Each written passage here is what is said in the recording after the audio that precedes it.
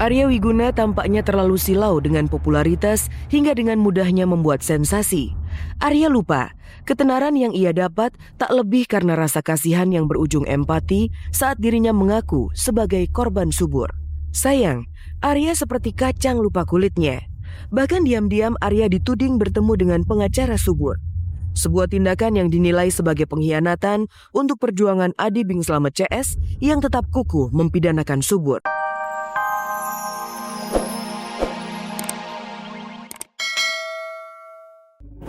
Terserah dia mau ngomong, masa dia mau manggil saya sayang, saya marah-marah. Bisa menjadi sumbangan yang baik untuk perkembangan industri musik di Indonesia. Nggak bisa bebas lagi, jadi tapi nggak apa-apa sih, aku jalaninnya senang aja.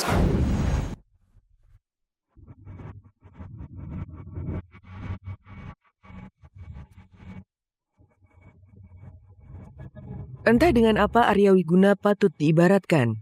Mantan pengikut Eyang Subur ini, hanya dalam tempo teramat singkat, sudah ada 5 wanita yang mengaku merasakan rayuan gombalnya. Putri Rosnita, Dewi Sanca, Sofi, Indah Sari, dan yang terakhir Karina Ranau. Nama terakhir masih berstatus sebagai istri sah Epy Kusnandar. Arya dan Karina bersua di sebuah klub malam di daerah Kemang. Subuh sekitar jam 4 pagi, Arya mengantar Karina dan teman-temannya. Disinilah awal perkenalan itu. Uniknya, meski baru bertemu, Arya sudah berani menyatakan cinta. Ceritanya begini, waktu itu hari Jumat, kan weekend ya. Saya dari jauh hari emang udah janjian sama teman-teman mau berangkat ke Kemang. Saya dikenalkan di sana oleh manajer sana, jadi saya kan berkawan baik dengan ownernya. Saya diundang ke sana, saya dikenal, dan pertama kali juga Karina minta kenal.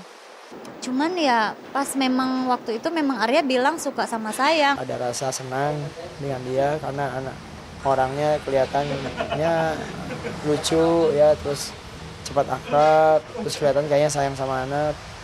Ya pokoknya kalau sekarang yang ngomongnya sayang-sayang, manggilnya sayang, ya itu ya terserah dia mau ngomong, masa dia mau manggil saya sayang, saya marah-marah, hak dia gitu ya. Kalau saya manggilnya ya AA karena dia orang Sunda kan, katanya panggil AA gitu.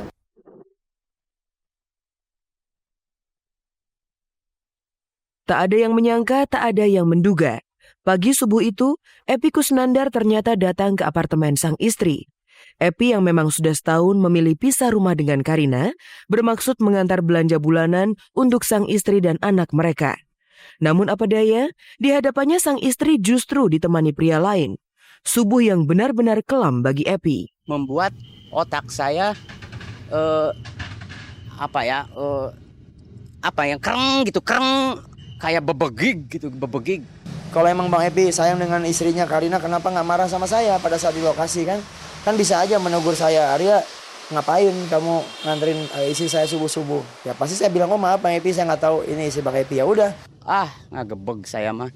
Nah itu yang membuat saya ngagebeg itu, Aryanya gini-gini, juga bebegig gitu tuh. Siapa asa kenal. Itu yang menyakiti dada saya. Demi Allah saya nggak tahu sama sekali waktu itu bakal ketemu. Ya saya cuma foto bareng ya karena memang suka nonton berita dia gitu. Emang salah foto bareng ya, kalau ada kejadian seperti ini ya itu mungkin perbuatan orang yang nggak bertanggung jawab gitu.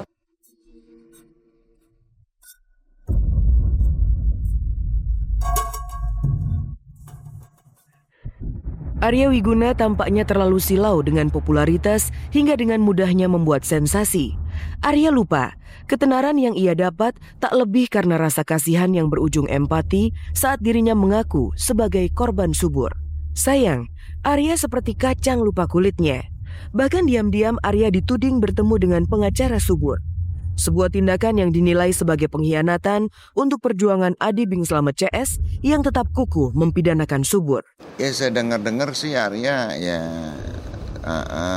sudah sering ke kafe sama ya kubunya subur lah, ada orang dari kubunya subur. Saya jalan sama Ramdan betul, kenapa? Karena saya bilang sama Ramdan, itu subur tolong keluarkan uang saya ya, kurang lebih 300 juta untuk bayar 100 episode sinetron yang saya kerjakan. Subur, pasukan kamu sudah ada di saya. Nah begitu subur nggak ada, dia dong gantinya. Habis pasukannya katanya dia sekarang. Adi Bing Slamet mau menjelekkan saya, Dewi Almira mau menjelekkan saya, Putri mau menjelekkan saya, silakan aja. Kul Malik nanti berbalik ke dirinya sendiri. Ya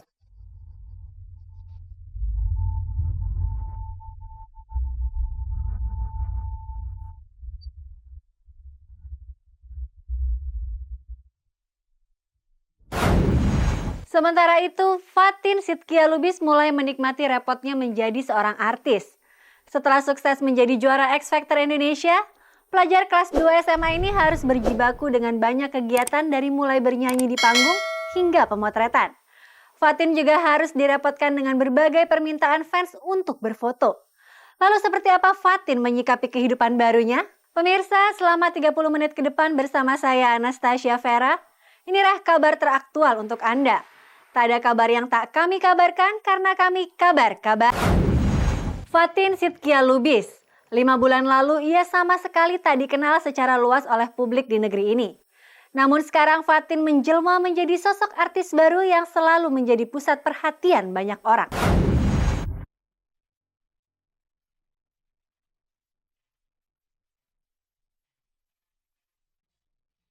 Dunia benar-benar berputar 180 derajat bagi Fatin. Bagaimana tidak? Pelajar kelas 2 SMA yang biasanya menghabiskan waktu bermain dengan teman-temannya ini, sekarang harus menjalani karir barunya sebagai seorang artis. Ya, Fatin tak lagi sebebas dulu.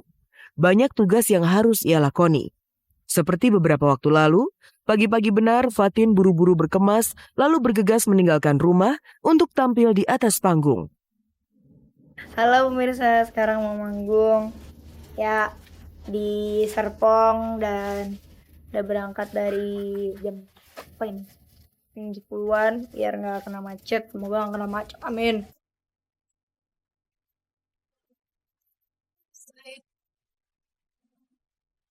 Doain supaya nggak macet sampai sana tujuan, terus nyanyinya cepet biar langsung main.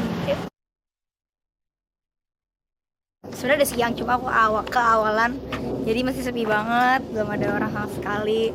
Aku yang pertama kali datang. Pokoknya sekarang mau jalan-jalan dulu daripada bete nunggu di situ, mending jalan-jalan.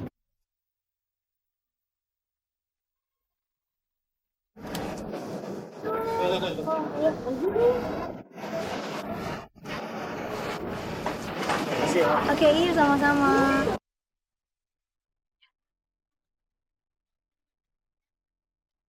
Sebelum naik ke atas pentas, seperti lazimnya seorang artis, Fatin harus merelakan wajahnya kepada juru tata rias yang siap memoles penampilannya.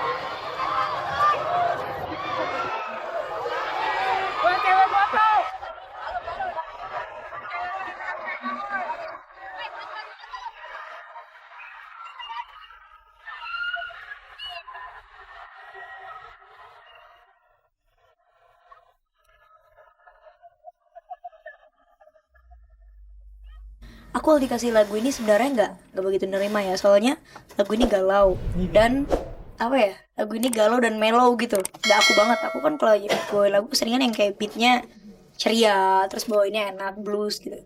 Tiba-tiba berubah genre gini, aku kayak tapi pas aku sering nyanyiin kayak kok makin enak ya, makin gimana ya di kuping tuh ada sesuatunya gitu. Jadi ini lagu ajaib sih, bisa nge-bius.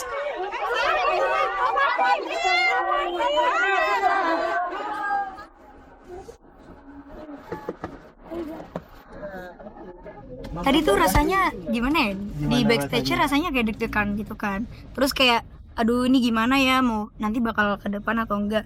Taunya di atasnya tuh rasanya kayak udah asik. Terus feedbacknya yang nonton tuh kayak senang gitu. Jadi kitanya kayak aduh.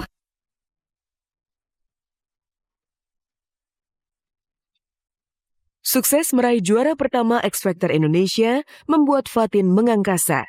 Lihat saja tingkah para guru ini. Pengajar di sekolah SMA tempat ayah Fatin bekerja ini tanpa malu-malu minta foto bersama Fatin yang notabene masih seorang murid SMA.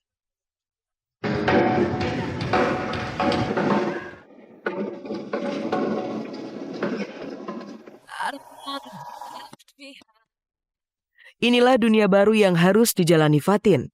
Sibuk, dan selalu penuh dengan kesibukan. Selepas bernyanyi, Fatin juga sudah ditunggu para fotografer.